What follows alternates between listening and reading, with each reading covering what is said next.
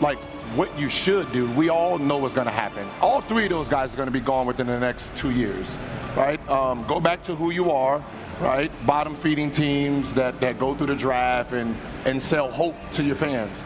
But KD needs to be put somewhere. Where do you want to see him play? Let's go to that.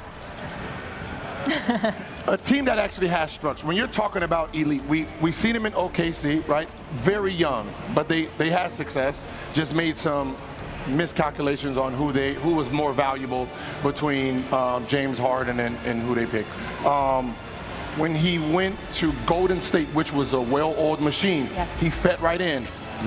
No hiccups in the play style from anyone. He goes to Brooklyn. Bottom feeding team. It looked exactly like that.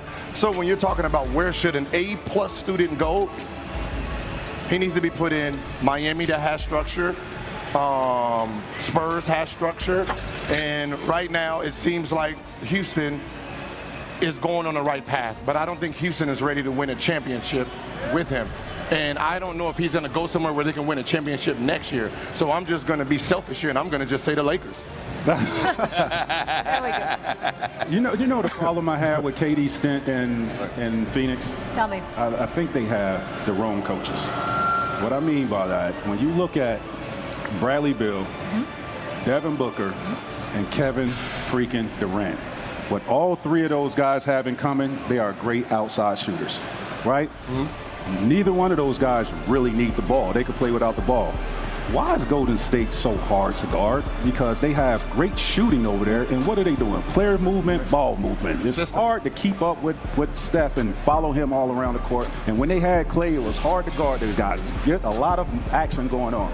Well, you got three of the best shooters in this league besides Clay and Steph. Why don't you design an offense around three of these guys? You had a player like Nurkic who can pass, who can rebound, who can initiate your offense like a Jokic. Not to that level, but to catch the ball in a position to make pass while a lot of action is going on both sides of that court with great shooters. No one has come in to put that in place. Kevin Durant is 36, 37 years old, still trying to take guys, but still taking guys off the dribble, making the game hard on him. Right. Whereas when you see him play in Golden State, the game was so simple. Well, here's the deal. The game has never appeared as easy for him as it was for him in Golden State in terms of shots. Like, he does what he does. But it's in traffic. It's under duress. He just does what he does because he's KD. And so I'm looking at it, and I'm thinking about Matt Ashby and what you said, and I've let my feelings be known about the job that I thought he's done as an owner. But we're gonna leave it at that by just reminding folks, Monty Williams was there. You got rid of him. You brought in Frank Vogel, who won a title for the LA, and you got rid of him after 1 year. You brought in Mike Budenholzer, who won a title. All right, and then you got rid of him after 1 year. I mean, damn. Now you've got a situation where you got a guy in Bradley Beal that you can't get rid of because he has a no-trade clause. They would love to get rid of him, but they can't. And so KD, like Gil said, you have to get rid of him. KD fits anywhere. KD is an all-time great, okay? The brother is doing stuff in his 30s better than he was doing it in his 20s. I'm talking about field goal percentage shooting, three-point percentage shooting, same points per game average. The brother's elite. I think Houston. It's perfect. I love Houston for him. Perfect. I do, Gil. Gil says they're not ready. I love the Lakers too. I don't tell you why. But I love the Lakers for him too. But Houston with Ime Udoka, with the parts around him, that you just do your job and you give that brother the #1 option. If he was in OKC right now, it wouldn't even be assistant. That's what Houston's problem was in his playoff this year. They needed a bona fide scorer. That's right. Defensively and everything else, they have everything else. Scoring is where they got in trouble in big games. Like I'm looking more of how the game is being played, right? When you talk about where's the two-man game, where's the three-man game, where's the down screen, where's the up screen, where's the movement, right? The reason you couldn't guard him, Steph, or Clay, movement. Okay. Pass, cut, screen, look away. Like there was so much movement in the game itself, right? When we talk about the triangle with Michael Jordan, the triangle was never for Michael Jordan. The triangle hate Michael. I mean, he hated the triangle. The triangle's for the team. Yeah. Where's the offense for the team? Gotcha. Team movement. So if I have to guard Kevin Durant or I have to guard someone on a wing, I don't have to guard him if he's never moving. He's going to sit right there. We got to leave it there. Yeah, that coaching point was really interesting. We control a lot of what happens next week. Durant is on the trade market. The Suns are very active on the trade market.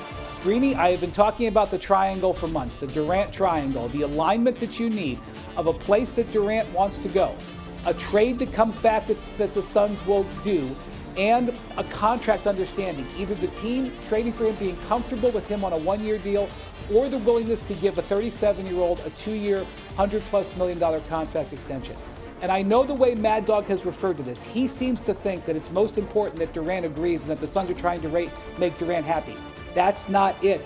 That part of the triangle is predicated on the team making an offer if Durant doesn't want to be there. If you think Durant's going to be a rental, you are offering less.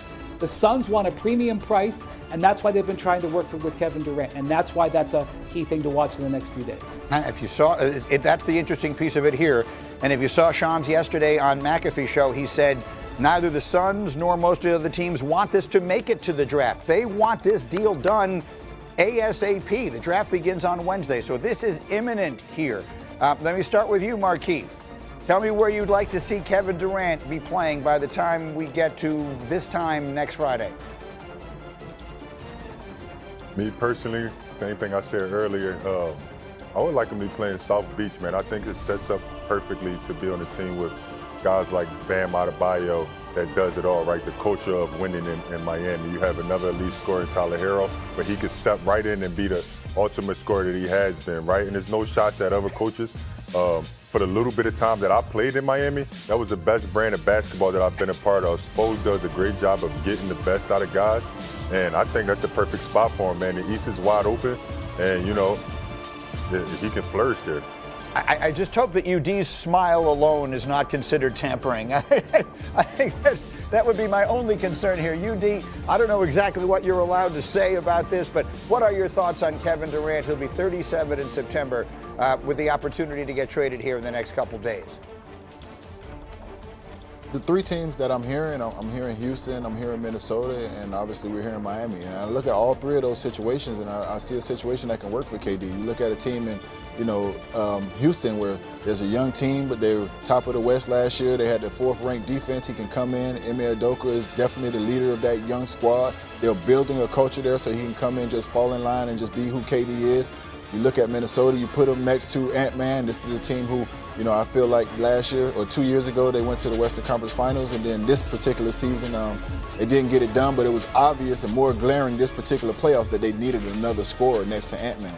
And then you look at the Miami Heat, you look at the growth of Bam Adebayo, you look at the growth of Tyler Hero, and you look at Spoelstra-Noshel, who is, in my opinion, the best coach in the league.